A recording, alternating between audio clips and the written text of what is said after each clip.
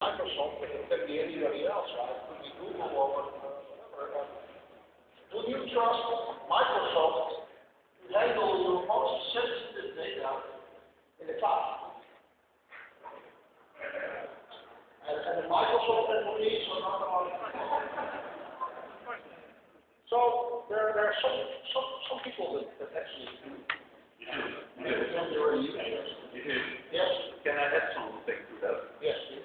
Can you ask people here who have BlackBerry? So can we see green for the people that have a BlackBerry? And green ones lower now who have said that Microsoft is trusted. Keep it up and say it's not trusted. So you have BlackBerry and now to discuss. So basically you need to trust him to manage your sensitive data. Okay, that's what I mean.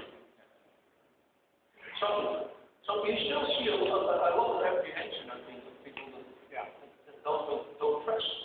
Yeah, and I think the onus is on the suppliers to build that trust. And I think it's a very good concern to have. You should be very careful about it. But I think what we've seen is that concern goes away when there are benefits from making a switch. I mean, if you look at the two largest software as a service software applications, it's Salesforce.com, which is for managing customer accounts, and it's payroll services for managing payments to employees. That's your company's information about its customers and your company's information about salaries. Very, very sensitive information.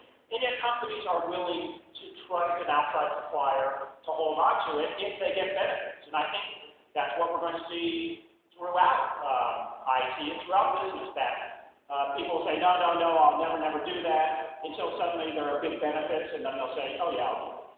How much of this is still a conscious decision by IT managers? Because, for instance, I have a corporate email box that stops accepting new messages when it is 200 megabytes when it's full. It usually takes 1 or 2 days before it gets full. Now, with Google Gmail, I get 25 gigabytes for free. Right. So, why wouldn't I switch over here? Well, you should. How much of the IT management is actually controlling? Well, I mean, just as I think this in some ways mirrors what happened with the personal computer when employees just voted with their own pocketbooks and brought PCs into the company and IT managers like, don't bring that in here, and then they said, okay, well, we have to do that. I think that's what we'll see here in what we see with, for instance, Salesforce.com. It's often the sales